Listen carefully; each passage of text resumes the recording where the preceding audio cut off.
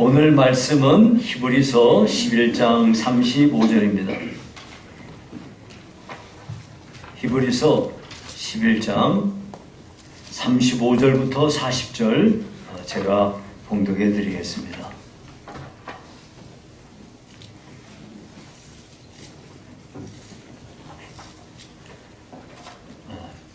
35절부터 40절. 여자들은 자기의 죽은 자들을 부활로 받아들이기도 하며 또 어떤 이들은 더 좋은 부활을 얻고자 하여 심한 고문을 받되 구차히 풀려나기를 원하지 아니하였으며 또 어떤 이들은 조롱과 채찍질 뿐 아니라 결박과 옥에 갇히는 시련도 받았으며 돌로 치는 것과 톱으로 켜는 것과 시험과 칼로 죽임을 당하고 양과 염소의 가죽을 입고 유리하여 궁핍과 환난과 학대를 받았으니 이런 사람은 세상이 감당하지 못하느니라. 그들이 광야와 산과 동굴과 토굴에 유리하였느니라.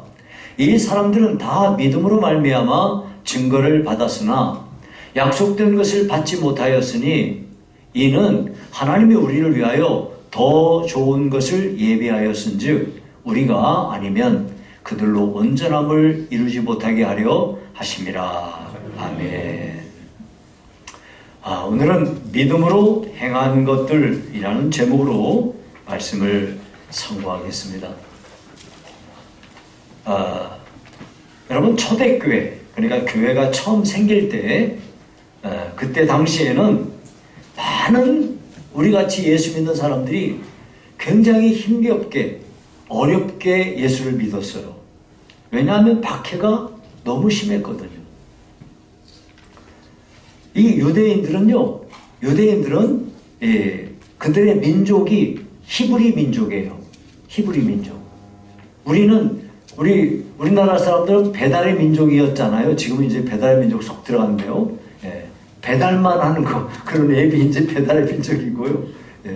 예전에는 우리가 다 배달의 민족으로 배웠잖아요. 근데 유대인들은 히브리 민족이에요. 근데 그 히브리 민족인 유대인들이 유대교를 믿고 있었다가 예수님을 믿잖아요. 그러면 종교를 개종하는 순간부터 유대교에서 누릴 수 있었던 모든 특혜는 전부 없어지는 거예요. 그래서 갑자기 가난해지고 직장을 잃게 되고 집에서 쫓겨나고 이런 일이 생겼어요. 게다가 당시 로마 시대에 로마의 황제들 가운데 황제 숭배를 주장하는 사람들이 있었어요. 그래가지고 황제를 신처럼 숭배하게 강요당했어요. 기독교인들이 당연히 그걸 거부하죠.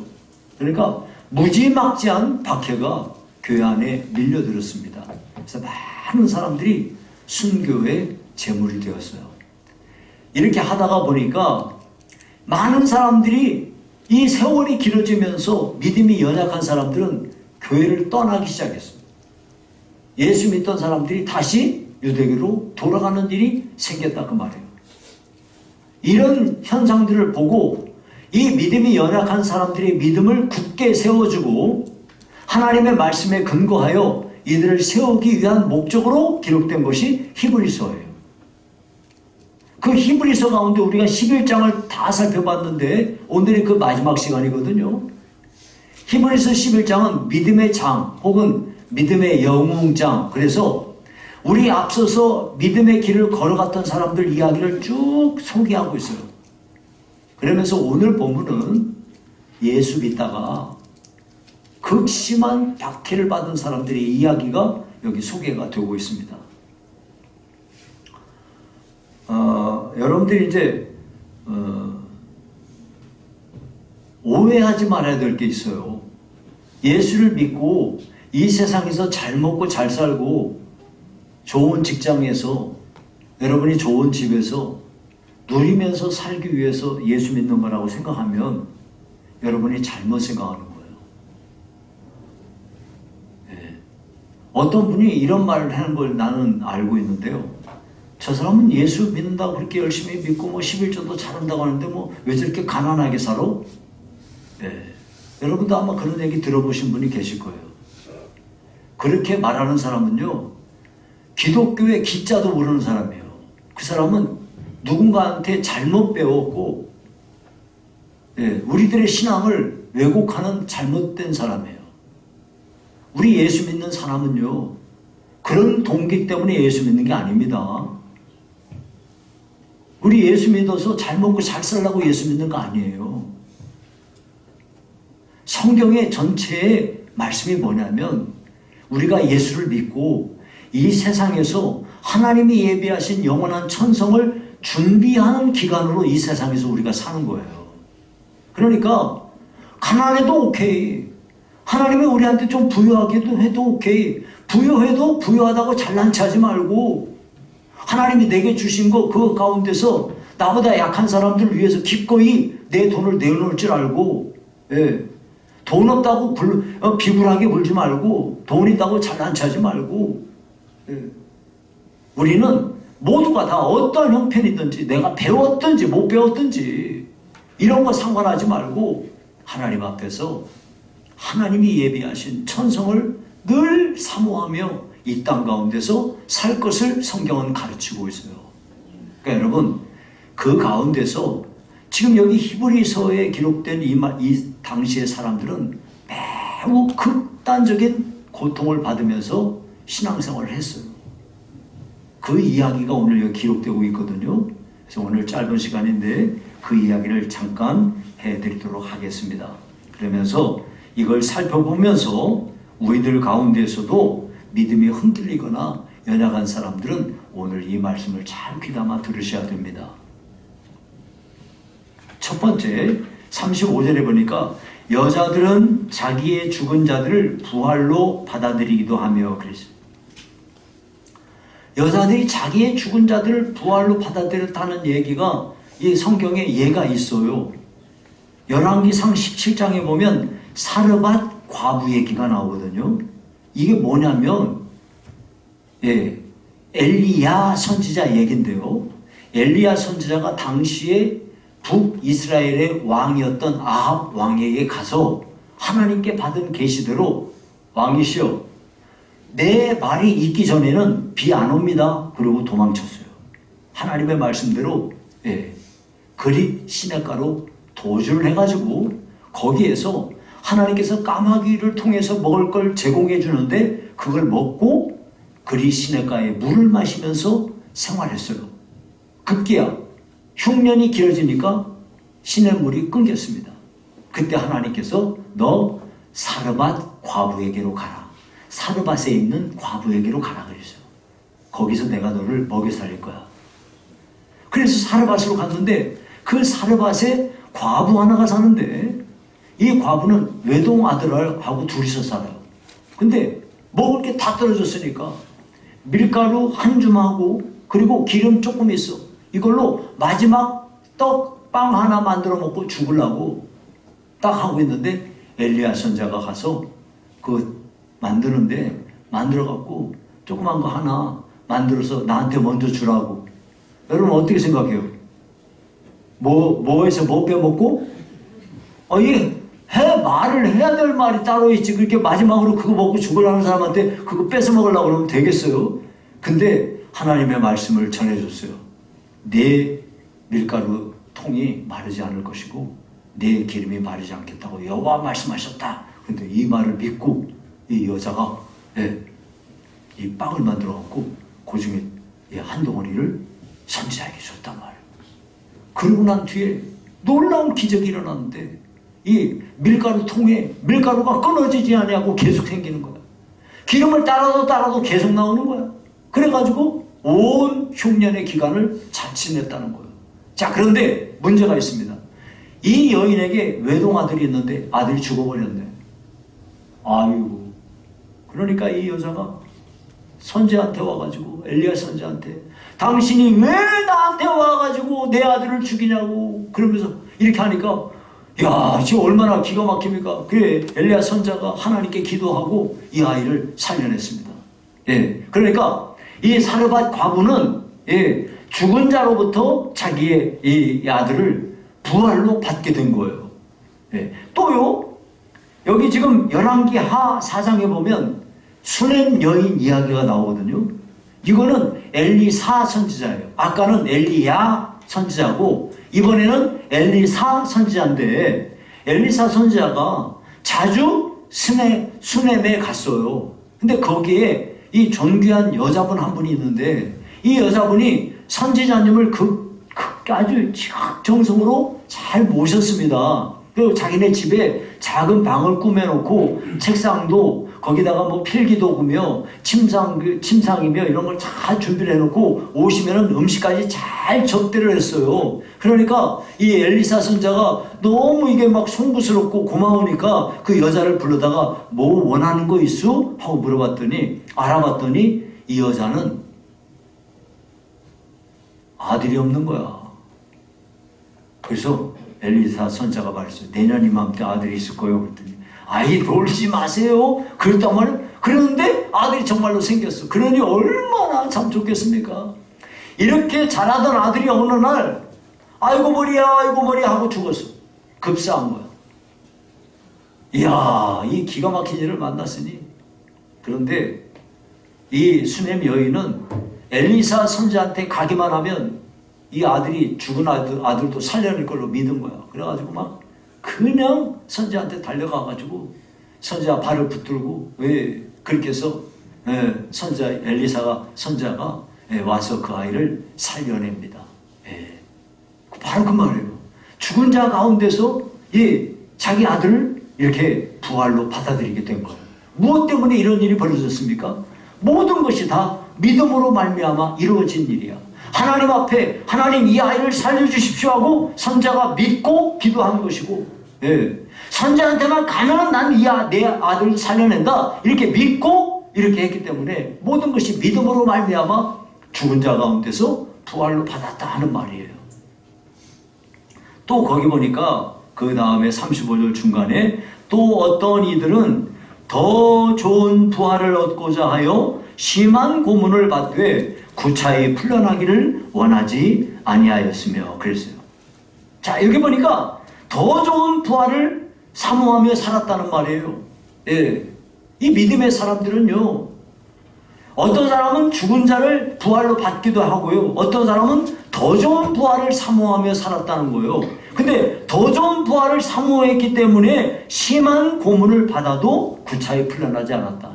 여기서 심한 고문이라고 되어 있는데 우리가 예전에 가지고 있던 개역 성경에는 어떻게 되냐면 악형이라는 단어로 써 있어요.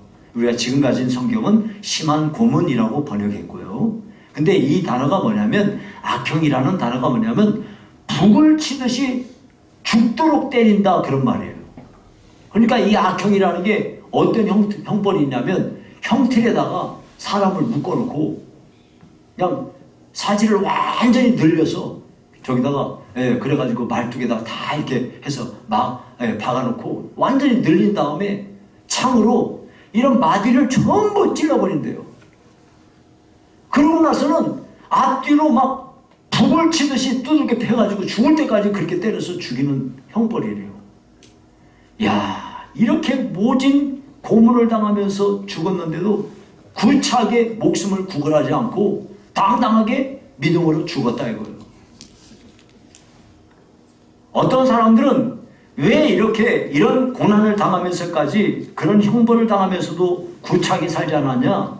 더 좋은 부활을 사모했기 때문이라는 거예요. 이런 믿음이 있기 때문에 죽는 것을 그렇게 뭐 어렵지 않게 받아들였다는 거죠. 그 다음에 36절에 보니까 뭐라 그러냐면 또 어떤 이들은 조롱과 채찍질 뿐 아니라 조롱과 채찍질, 어떤 사람들은 조롱과 채찍질을 당하며 살았어요. 여러분, 사람이 참 힘든 게 있어요. 그게 뭐냐면 다른 사람들로부터 조롱받는 거. 이거 못 견딥니다. 그래서 사람들이 이 극단적인 선택까지 하는 거예요. 사람이 굶어서만 죽는 게 아니라 내가 인생을 살면서 나 혼자 사는 게 아니고 다른 사람들과 함께, 우리 사람은 함께 살아요. 이 공동체 가운데서 내가 다른 사람들에게 조롱을 받는다? 그러면 이거는 못 견디는 거예요. 그런데 여러분 성경에 보니까 그 예레미야 선지자가 그러지 않습니까? 하나님께서 주신 계시를 따라서 백성들에게 말했어요. 하나님이 말씀하시기를 너희들 바벨론에 의해서 망하니까 빨리 바벨론에 항복해라. 그러면 산다 하고 말했어요. 하나님이 주신 말씀대로 전했어요. 그랬더니 어떤 결과가 왔어요? 저거는 선지자라는 놈이 나라를 위해서 저 대적을 망하게 해달라고 기도는 못할 망정 뭐 항복하라고 저런 하면서 온갖 조롱을 퍼붓고 욕은 다 하고 두들겨 패고 저기 죽으라고 막 저기 깊은 웅덩이에다 집어넣어버리고 온갖 수모를 다 당했습니다. 여러분 바울 사도는 어땠어요?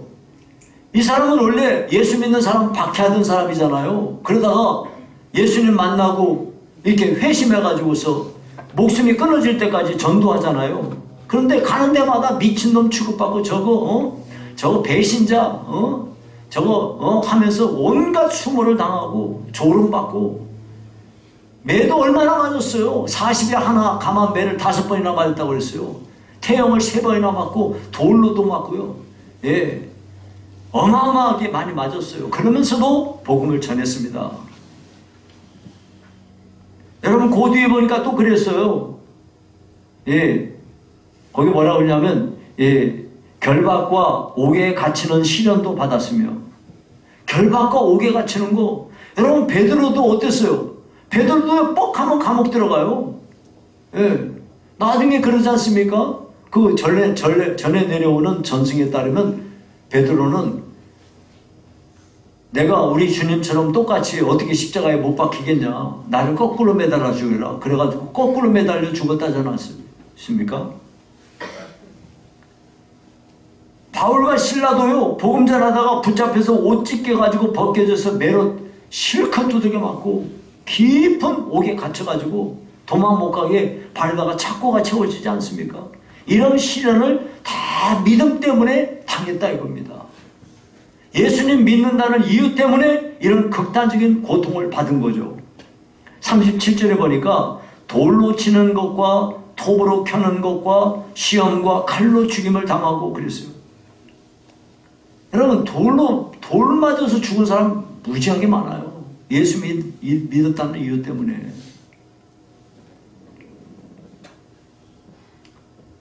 여러분 이 구약 성경에 보면 역대하 2장에 나오는 말씀, 24장에 나오는 말씀이 있어요. 거기 보면 요아스라는 왕이 나오거든요.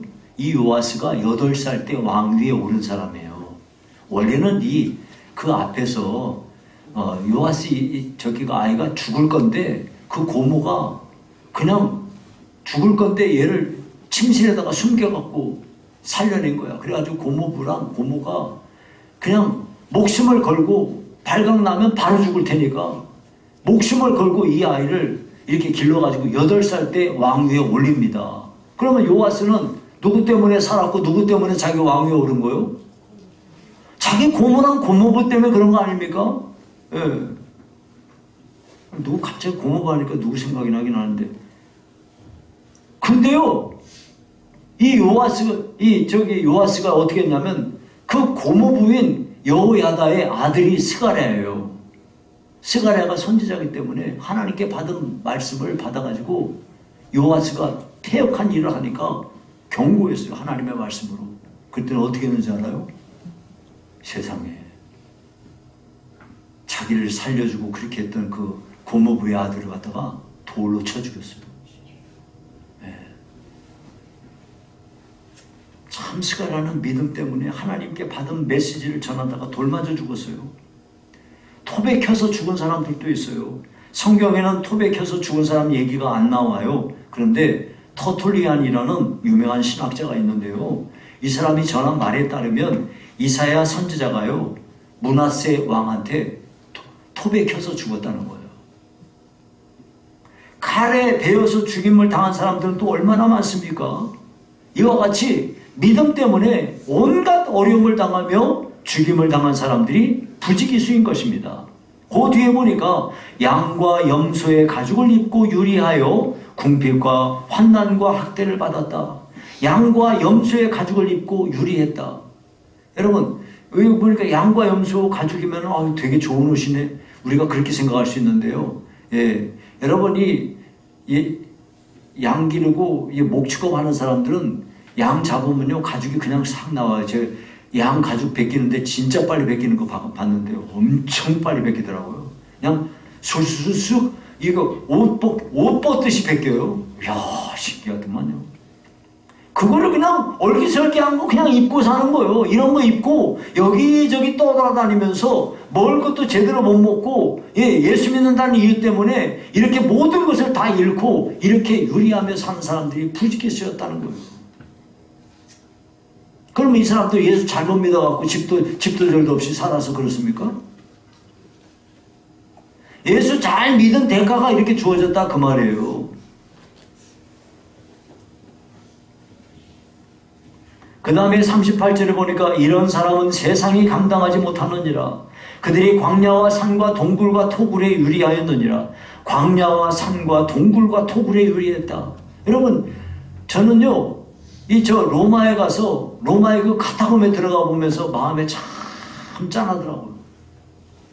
카타콤이 뭐냐면 지하 동굴에서 거기서 예수 믿던 사람들이 박해를 피해가지고 숨어 살던 곳이에요. 저 튀르키예에 가니까 데르엔조르라고 하는 데가 있어요. 엄청나게 거기에 지하 8층까지 이렇게 그 지하 동굴이 있는데요. 사람들이 일반 공개한 거는 몇 층까지밖에 안 돼요.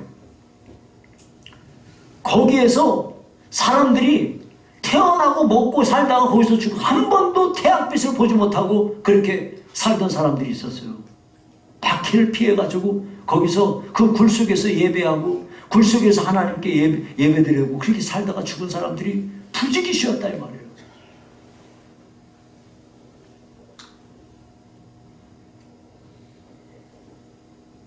그래서 여기 성경에 말하기를 이런 사람은 세상이 감당하지 못한다 그렇게 말했거든요. 그 말의 원뜻이 뭐냐면 세상은 살기에 가치 없는 곳으로 여기며 살았다. 이 사람들은 이 세상이라는 거는 살만한 가치가 정말 없는 곳이다. 내가 바랄 곳은 영원한 천성밖에 없다. 이런 소망 가운데서 그렇게 하루하루를 살았다 그 말입니다.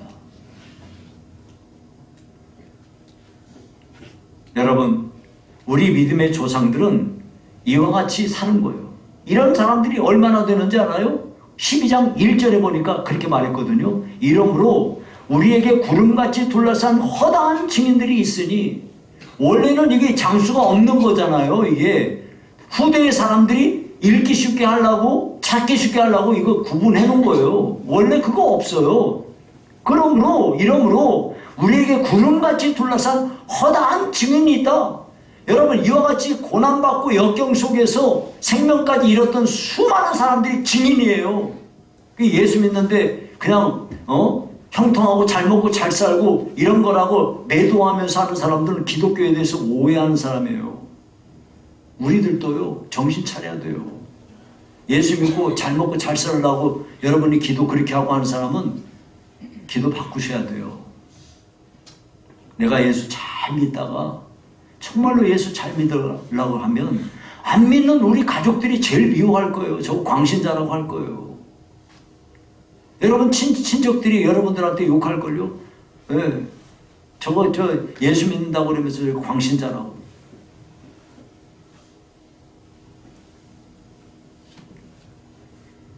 그런데 여러분, 우리가 똑바로 믿으면 우리한테는 필연적으로 여러 가지 사람들에게 욕도 먹고 조롱도 받고 비난도 받고 상처도 받고 하는 것입니다. 그거 전혀 이상하게 생각할 거 없어요. 이제 말씀을 뵙겠습니다. 디모데후서 3장 12절에 보니까 이렇게 말했습니다. 무릇 그리스도 예수 안에서 경건하게 살고자 하는 자는 박해를 받으리라. 우리가요, 예수 잘 믿으려고 그러면 우리한테 이런 건 따라오는 거예요. 당연히. 이런 거 없이 편안하게 그냥 잘 살라고만 하고 나한테는 그냥 꽃길만 있던데 그런 사람은 여러분이 한번 여러분 신앙을 돌아보셔야 돼요. 우리는 우리가 똑바로 믿고 제대로 잘 믿으려고만 하면 우리는 당연히 고난도 있고 역경도 받아요. 사람들한테 손가락질도 당하고요.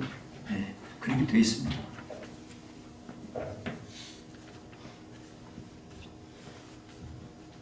최근에 수많은 사람들이 주님에게서 멀어지고 있어요. 이번에 코로나19 이 사건이 벌어지면서 여러분, 우리가 한 번도 경험해 보지 못했던, 아니 예배를 못 드리다니, 이런 거 우리가 상상이나 해봤습니까? 아니 예배를 못 드리네, 이런 일이 생기다 보니까 교회가 정말 생각하지 못한 여러 가지 어려운 일을 당했어요. 지금요, 여러분들이 아실지 모르겠어요. 지금 많은 교회가 새벽기도 없습니다. 코로나 때 새벽기도 못해가지고 지금 못하는 거예요. 여러분, 예배 안 드리던 거 이제 다시 시작합니다 하고 하면은 사람들 모일 것 같아요? 안 모여요. 지금 금요기도에 없는 교회가 부지기수입니다. 수요 예배도 이제 더 이상 못 드리는 교회들 많아요. 왜 그럴까요? 세상이 그렇습니다, 지금. 여러분, 5주 가면은 저희 총신대 신대원에서 아니 세상에 미달이라니, 미달. 야, 그 미달 상상을 못할 일이에요. 우리 총신 신대원에서 미달이라니. 예전에는 막 팔수하는 사람도 있어요. 팔수. 졸업자가 너무 많아가지고 이거 졸업 인원수 줄여야 된다고 막 항의하고 막 그랬어요. 근데 지금은요, 미달이라니까요. 어떻게 하면 좋습니까, 여러분? 지금 우리 교회에서 후임자라. 우리 교회에서 지금 저 부교육자 구하려고 애를 쓰고 그냥 별짓을 다 하고 있는데, 어렵습니다, 지금. 어려워요.